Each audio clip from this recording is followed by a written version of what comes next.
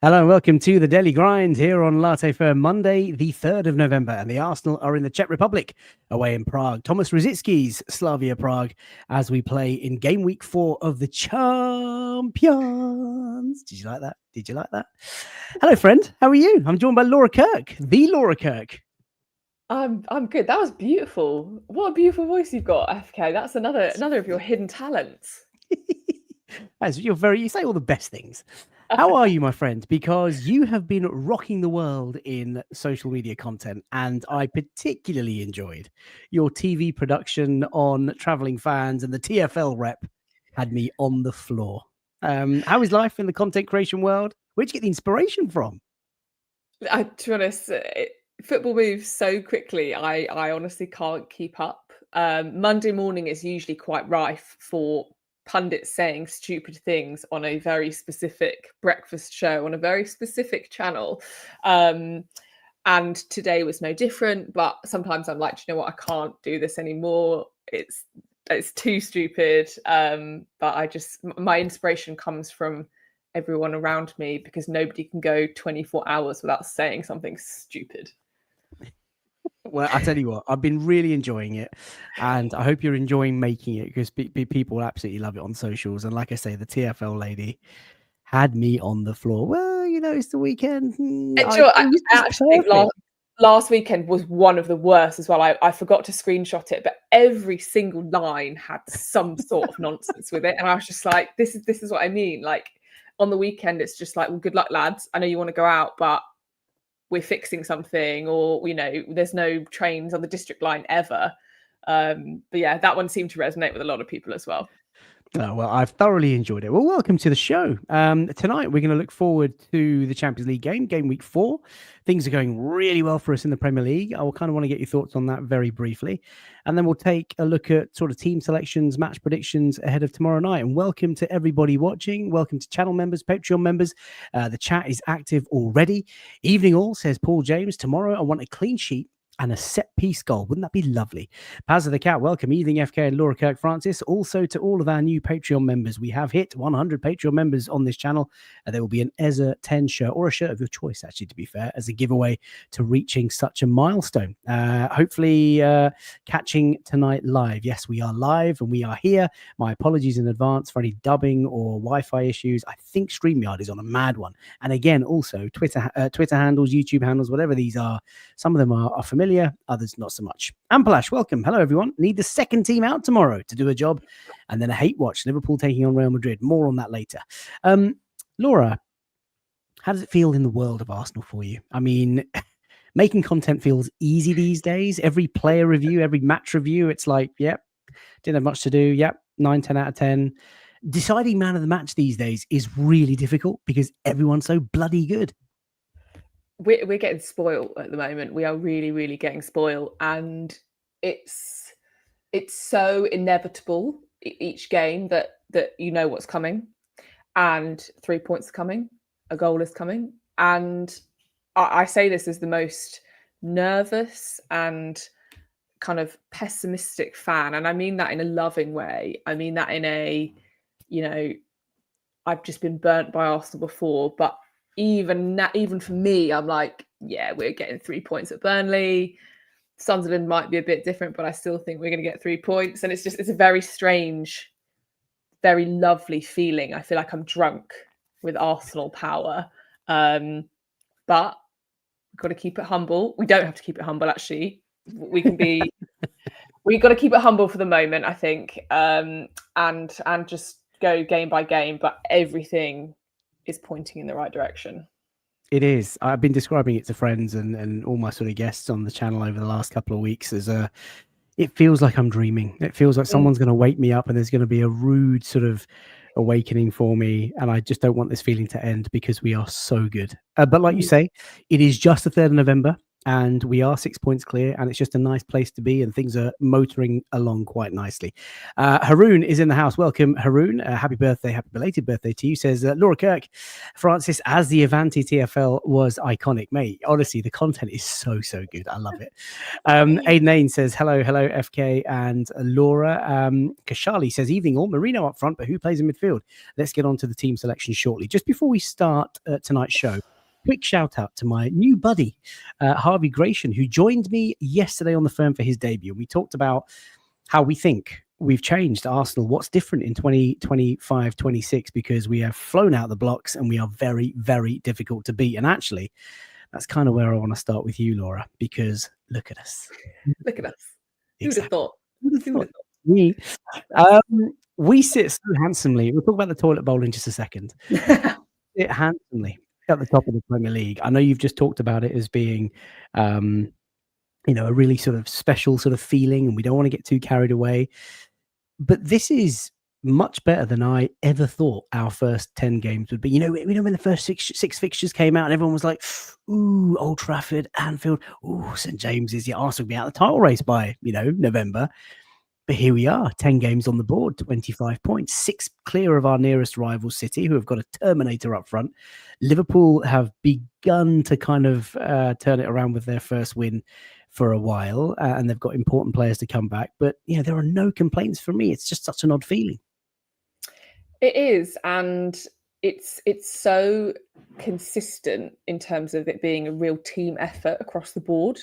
Like we are a very, very different output to Man City, who have one focal player who, if he is not playing well, I mean, I think he scored his first goal. He had a mini drought over the past couple of games. Whereas I look at our team and it just can come from anywhere. And for me, that's what makes it so sustainable. It does feel like it's all clicking at the right time. All the players are coming into form, and we're in this position while we're still in the middle of like a bit of an attacking injury crisis. So when those players come back, it's like, well, that just adds another layer to it. And I think people were writing us, as you said, out of the title race because of those first couple of games. 3 points at Old Trafford, 3 points at St. James's Park. I still think that's probably one of our biggest wins of the season. I think we were unlucky at Anfield, and the wheels have come off there slightly. So it's sort of exciting in a way of how sustainable it is, and how much it's building, and how much better they've got to get, but they just don't need to be at the moment because they are brushing teams aside. And people keep talking about us set pieces and kind of playing ugly, but I don't see it that way at all. I don't think we're not winning ugly. We're not at all. We are so dominant, and people just cannot accept that. They just keep moving the goalposts, but we just keep cracking on, and it's beautiful. It's beautiful to see. Oh, we're going to be so insufferable if it happens. I cannot wait for it. I want to see you. I'm going to be the worst. Every panelist. I know. I can't wait. I want to see all the viewers. I want to see everyone in the chat. I want to see everyone outside the Emirates Stadium. The moment that full-time whistle goes, whatever game it might be in the season, and if we can do it this year, we are going to be absolutely, insufferable is the word. And I can't wait. I can't wait. Rob says, sorry to cover you temporarily, just got here, big up FK and all. Laura makes me laugh as much as I respect to football and Arsenal knowledge. Love Laura's videos so much. FK, your guest appearances for months now have been top. Really, really kind words. Thank you, Rob. Thank you for everybody joining the chat. If you are tuning in for the first time and you are enjoying the content, please do, of course, subscribe, get involved in the chat, and drop a like on the video. Just a word about our old enemy. Since they have been in their new toilet bowl of a stadium, 41 defeats since 2019, since the stadium opened. 48 defeats for Arsenal at the Emirates since our stadium opened almost 20 years ago. Levels, I believe, is the word, Laura Kirk.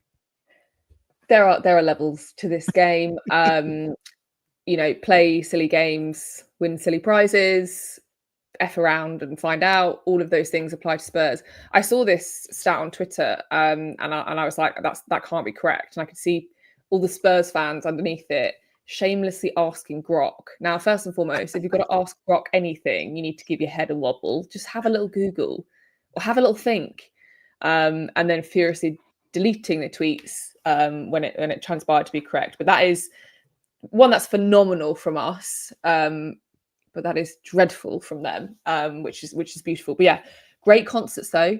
Lady Gaga was excellent. They have some lovely NFL there as well, so great for London and tourism. Less good for the boys down the lane. But that's, as you say, it's the history of the Tottenham, unfortunately. And long may it continue. Right, let's focus on the Arsenal. My manager is a lunatic and I absolutely love him. And this was interesting. I saw this on PremierLeague.com today. We have 4 clean sheets on the bounce in the Premier League. The last time we did that, Mikel Arteta was playing for Arsenal Football Club and we had 4 clean sheets and he started all 4 of those games. Did you know that? Bit of useless trivia on a Monday night. I didn't know that. He's special. One thing I'm looking at though is the hair. It's phenomenal, isn't it? You know me, FK. I talk about the hard-hitting things in football, and I'm straight away looking at his hair, and it's not changed at all, really. I'd say he's styled it slightly differently, but phenomenal head of hair that's lasted. Those are 11 years apart.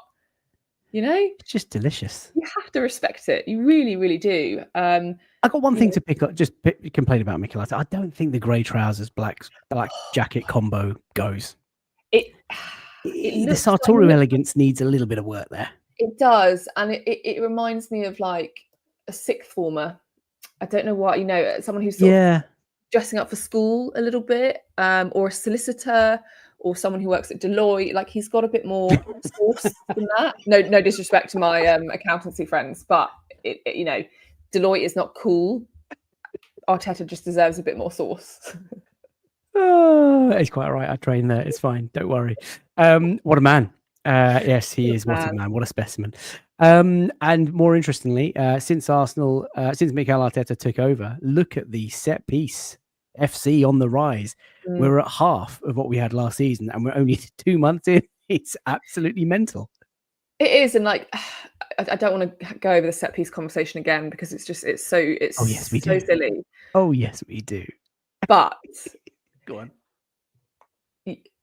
You can't score a set piece unless the delivery is consistently on the money, and you can't do that without the players that we have. Like the other team, Spurs the other day, like you just look at how poor some of the deliveries are. Whereas we have Rice swinging it in, we have Zubimendi swinging it in.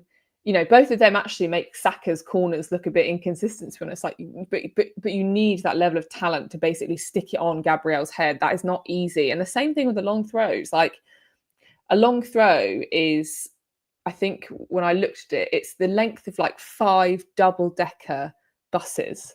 That's how far that's being thrown. That's not an easy thing to do. Like requires a huge amount of power and things. So to dismiss that as some sort of like regression of tactics back to like the Neanderthal stage where we just hoof the ball in, and it requires quite a lot of skill and quite a lot of power. So we are good at it because we have very, very special players, and it's no surprise to me that people cannot replicate that because they don't have the players that we have.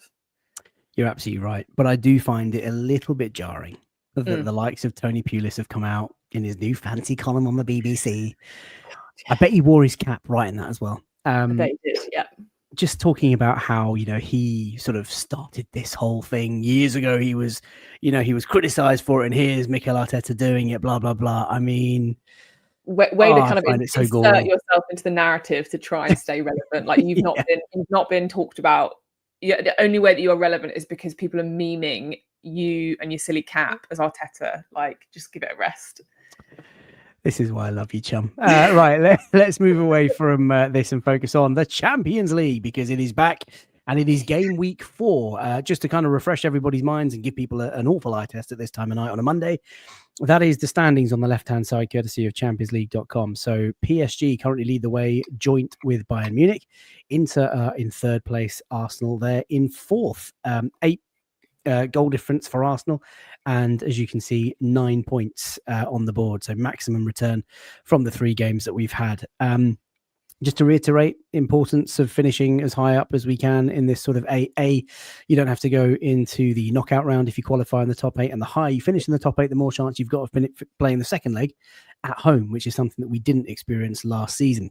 Fixtures are mouthwatering. First up, it is absurd that in 2025, we have a Champions League fixture on a weekday kicking off at 5:45 p.m. I mean, people have to work. People, what is that about? I'll be in the office. I mean, anyway. And then the fixtures thereafter, it's actually quite kind of done us a bit of a favor, because if you look down that list, Liverpool versus Real Madrid, Laura, could be an all-timer. PSG take on Bayern Munich, which could be also very, very entertaining. City at home to Dortmund could be full of goals, and Newcastle playing at home to Athletic. So are you looking forward to this week's games? Is there a fixture that kind of stands out to you as a must-watch this week? I mean, obviously, it's the Trent derby. The grand return of Trent Alexander-Arnold. Although I don't know how much he's played at Real Madrid. I don't think he's fit. I don't. Okay, fair enough. Convenient. Right, you can have a pass on that one. But I look forward to Liverpool being incredibly gracious, as I'm sure they're going to be for their former hero. That one certainly stands out to me, and it'd be great if we can get a win at 5:45, which I completely agree is an absurd time to be playing football. Like that's when children play football. That's when after school clubs are on. Like that's not an adult's time to be playing a football game. So I could not agree more. What a nonsense time. But yeah, I will definitely be tuning into the Liverpool game, also keeping an eye on Paris, Bayern Munich, because I think we've got Bayern Munich next after. We do. At the Emirates. Yeah. And Bayern Munich are on a phenomenal run. So I think Vincent Kompany's team are 15 wins on the bounce, which is they are insane. Flying. So one eye on them just to see what's coming up for us back in London. Indeed. Hassasi asks, Arsene made some great players into great coaches. Which players do you think will be successful coaches and praise Arteta in 15, 20 years' time? Wow. Erdogan comes to mind straight away. Don't know why. I think he'd be quite a cool coach. I agree. I mean, Jorginho, obviously one of them, but he's well on his way already. He was always a leader. I wonder whether Rice will dabble in things like, under 21s England. Like I can see him being an assistant coach for like a younger side. Certainly as a leader. And Zubimendi, maybe. Yeah, maybe Zubimendi. It's always the ones that are kind of like intelligent and do things that are complicated and make them look very easy. Those are the ones who seem to be able to explain to others how to do that. Whereas I think the likes of Thierry Henry, for example, he's just so naturally brilliant. Perhaps it doesn't translate because he can't understand why anyone wouldn't be able to do what he did. So, I mean, Jorginho, I have a huge respect for. And hopefully he gets a managerial job somewhere, because I think that'll be appropriate for him. But yeah, Rice, I think I can absolutely see him kind of sitting on the bench at an under-23 World Cup somewhere. And Granit Xhaka, of course, who played really well tonight, nabbed his first Premier League goal for Sunderland. Let's hope he's got that out of his system. Exactly. Get out of his system. You wouldn't do that to us, though, Granit, would you? No, not to Arsenal. Not to Arsenal. I hope not. Wherever Ricardo Calafiori ends up, believe you me, title number 14, Laura and I will be fixated with our eyes stuck with glue, my friend. Hand of Arsenal says Marino is Arteta's man, part of the leadership group too this season. I still don't quite know what Mikel Marino does in terms of his best role, but he's a bloody good footballer, and he so useful. Timber is a good shout from Hand of Arsenal. Yeah. And Cesc is doing well as well. Yeah. See, you look at the difference between Arsenal players that have gone on to manage and another club that plays in red from the north of the country, and what's happened there. There are levels to this game. There are levels to this game, and not everyone can handle it. You're right. Max Dowman, let's let him get through his GCSEs first. Come on. Give him a break now. Year 10, year 11 now, playing for the Arsenal. Maybe a future manager one day. Right, so we are off to Prague tomorrow. This is the sort of atmosphere that we can expect in their stadium. Look at that. It's a really nice picture, actually. Home of the Czech champions. They are dominant in their country. The stadium actually holds, Laura, only 19,370 people. So it's going to be a very intimate affair. We have played Prague 4 times now in the Champions League, and they are yet to beat us even once. So they'll be going for their first victory against Arsenal in 5 attempts. So that is the fixture that awaits for us. And in terms of their domestic form, They are currently top of the Czech Premier Division, as you can see on screen, courtesy of Google. Slavia Prague, they're in top. I don't know why. Oh, Sparta Prague. There you go. I almost read that wrong. 30 points out of 14 games. They are unbeaten in their domestic league competition. And Thomas Corey is their main man. He is a giant of a goal scorer, 20 league goals last season. There are one or two Premier League clubs that are sort of eyeing him up, but it is going to be a tough fixture. And even though we twatted them, I think it was like 7-0 the last time we played them in the Emirates. So there's previous there of having a nice sort of day out. There's previous there of, really pumping this team. I'm not looking for goals and a huge convincing victory tomorrow. I just want the 3 points and injury freeness before the weekend. But, it's home to them. They are the Czech champions, like I've just said. They look very, very good this season in the domestic competition. In their last 5, they've won 2, 1 league game and 1 cup game, and they drew the 3 previous to that. Arsenal, on the other hand, 5 wins on the bounce in all competitions, which is absolutely sensational. So I guess I want to get your thoughts on, how are you feeling about the fixture? Obviously not a Bayern Munich, a PSG, or an Atletico Madrid, but it's one that you should be confident of getting through. Yeah, I think we have every right to be confident, but I do think these games need to be treated with the kind of respect that they command, not just because we need, obviously, as you said, to finish as high as we can, but sometimes, having a midweek defeat can throw off what we are on at the moment, which is a kind of really, really key run. And I think momentum is very, very key for this particular squad. The run that we went on 2 seasons ago, where we were just slapping teams left, right, and centre, that's the kind of that's when we're really kind of rocking and rolling, and we need the 3 points. I literally don't care if we 1-0 here, but we need to be kind of I wouldn't play the kids, because I don't think it's necessarily the right thing to do in terms of like the momentum of the current team that keeps playing, if that makes sense. Obviously we are slightly hamstrung by injuries, which I'm sure we'll talk about, but we need to win this, and they will be very, very up for it. I imagine it's a hostile environment. Am I right in thinking we took the knee last time we were here, because I think their fans have been banned a few times for behaving poorly? A picture of Lacazette. I don't know whether that was Slavia Prague, and apologies if I've got that wrong, but I think that was. There's a great picture of Alex Lacazette taking the knee. So they will be up for it. It will be hostile, especially as they will want to have a go at the most informed team in Europe. So they will be up for it, and we need to basically respond to that with professionalism, come away with no injuries, 1-0 it, 2-0 it, get home, basically.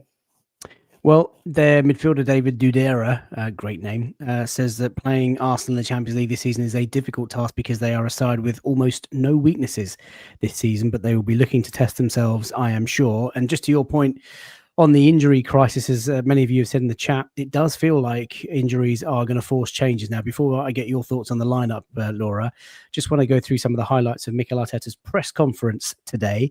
In summary, and obviously I'm not going to sort of capture all of it, I think he started off by talking about Viktor Gyökeres, who is definitely out. He's not available, obviously, after coming off at halftime against Burnley. Hasn't trained today. Annoyingly, Arteta said that he's got to do some more tests and scans to really understand the extent of the injury. So he's concerned because he's never had any muscular issues. And of course, coming to Arsenal, he's done that in a couple of months. So that's really frustrating. He then talked about the Crystal Palace fixture, which has now been scheduled for the 23rd of December, 2 days after we go to Goodison. So that's going to be interesting to see what sort of lineup Arteta plays for that game. He talked about scheduling. He talked about the impact of Christian Norgard in his press conference and how he's been exceptional in training and both in-game scenarios when he's come off the bench. He knows the role that he's going to play in terms of the team, the leader sort of role that he's playing at Colney. He's very happy about our collective defensive performances. Obviously, the way that we're organised, individual behaviours of players, that has been a key factor in success. And then he looked at the injuries and he said, we've obviously got 4 knee injuries at the moment. I've got to remember the names. Gabriel Jesus, Kai Havertz, Noni Madueke, and Martin Odegaard after that really weird 50-50 that he went for at the Emirates. He said it was unusual. They are obviously long-term. And then, of course, he's got muscular injuries with other players. I did mention Thomas Rosicky earlier. Thomas Rosicky is, of course, the Sparta Prague sporting director. But those were the Nuggets. He's preparing for what he thinks is going to be a really tough match against a Slavia Prague team that's been together for some time. They're unbeaten at home all season. And despite having a capacity of sub 20K, he is confident that they are going to make a huge atmosphere. So with all that in mind, let's go through the lineup, and you can see the lineup courtesy of PremierLeague.com on screen, Laura. The game that was played this weekend against Burnley. I think there's going to be changes. I'm not going to sort of succumb to the chat where people have sort of said, oh, it's got to be a Carabao Cup sort of lineup. I don't think Arteta's going to do that. I think it's important that we get the 3 points because you want to finish as high up in that top 8 and maybe even sort of spare us 1 or 2 fixtures right towards the end, which I think is important. So in goal, this is a decision. Do you bring in? Has he played Kepa in the earlier games? I don't think he has he? He's played Raya. Yeah. No, it's Raya. I would keep Raya in. I'm not sure why you bring Kepa in at this stage of the Champions League. I say that because 2 reasons. I say that because obviously he played against Brighton the other night, and I thought he did really well. And you know, with David Raya, and I don't know if it's you that's been on the show when I've talked about this, that the mistakes that came into Raya's game towards the back end of last season, it was the first time that I really understood what Arsene Wenger always meant about mental fatigue for goalkeepers. And so I just wonder if these are the sorts of fixtures that you can, A, give Kepa some game time because you don't know what's around the corner and it's good for him. And B, if you know Raya's just played a couple of days ago and he's got Sunderland at the weekend, just give him the week. Like, let him be on the bench and let him have that mental kind of rest. I mean, chat, let me know what you think. But yeah, that's a decision. Yeah, I think with Raya as well, because he sees so little of the ball at the moment in terms of shot stopping. You know, I wonder whether if Arteta anticipates us being slightly more under the cosh with this team than others, that you might keep Raya in just so he can get a bit of practice. But I can understand why you might give Kepa a little bit of time, have Raya rest so that he's super sharp for Sunderland even. I've just heard, or read rather, Kepa is injured. Hand of Arsenal says he didn't train today. Is that right? Oh, wow. God. Wow. What are they doing? What are they doing at Arsenal? Yeah, he's just confirmed. Kepa did not train today. Hand of Arsenal, why don't you just join the chat, man? Just join the show. Just tell us what we need to hear. Okay, so look, Raya is definitely going to play 4-3-3. Raya it is. Right back, Ben White obviously played a good 70 minutes against Brighton. Could he feature for you? I probably would have started Timber. I would basically keep Timber, Saliba, and Gabriel, but I would maybe swap out Calafiori for Miles Lewis-Skelly. I think Ben White getting. I'm surprised, Laura. Yeah, Ben White, Mosquera, even Nketiah. I'm not sure, but I'm kind of like toying between what I want Arteta to do versus what I actually think he's going to do, and I think he will probably go relatively full strength, and we'll all complain that he's not rotated enough.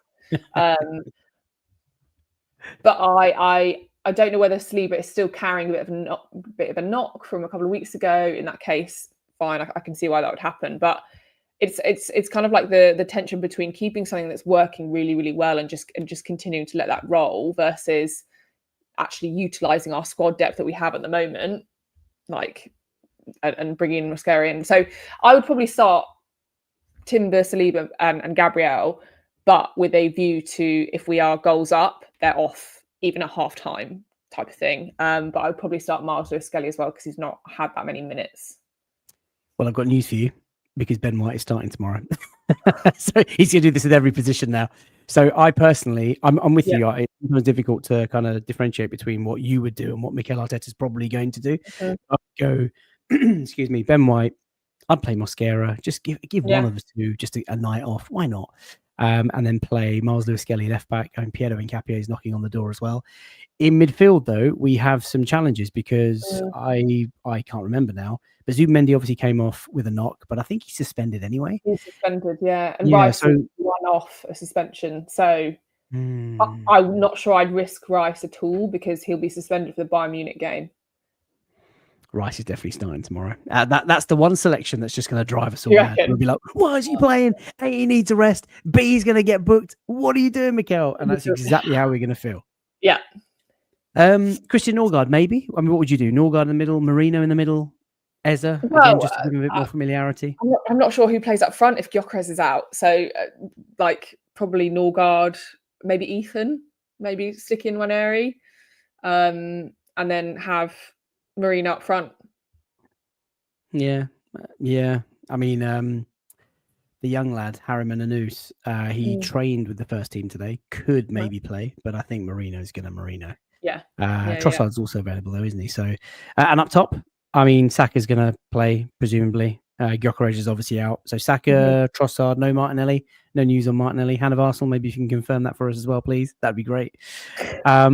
So there's going to be some changes, and that was the bench courtesy of the weekend as well. So Piero Hincapié is knocking on the door. Ben White might play. Norgard, I would expect to play. Ranieri, Marino, Lewis Skelly. Max Dowman might even come off the bench. Who knows? But there will be changes galore. How do you think the game's going to go?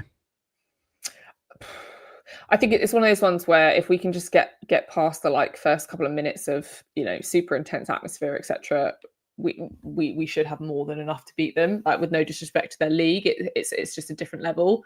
But we require the type of professional performance that Arsenal have actually been putting out all season. They've just been getting it done. And so I still see 2-0 to Arsenal. Yeah, another clean sheet. Wouldn't complain about that at all. Yeah. Hand of Arsenal has just come back and says Martinelli has a chance to make the bench this weekend if he trains well. That's music to my ears. I've been off the socials. I've no idea what the sort of injury issue was first time round, but he was holding his groin or something walking off that game. Haroon's just nailed it. Hand of Arsenal dropping all the exclusive tonight. He's here all the time. Hand of Arsenal watches all the shows. I cannot tell you, Laura and chat, how grateful I am that he's just always lurking in the background, dropping a few sort of exclusives now and again. I love it. If I didn't know differently, and I've never had it confirmed, but Hand of Arsenal digging out the tweets from Liverpool fans last week, I'm like, that's a woman. That's a woman. Because who keeps receipts? Women.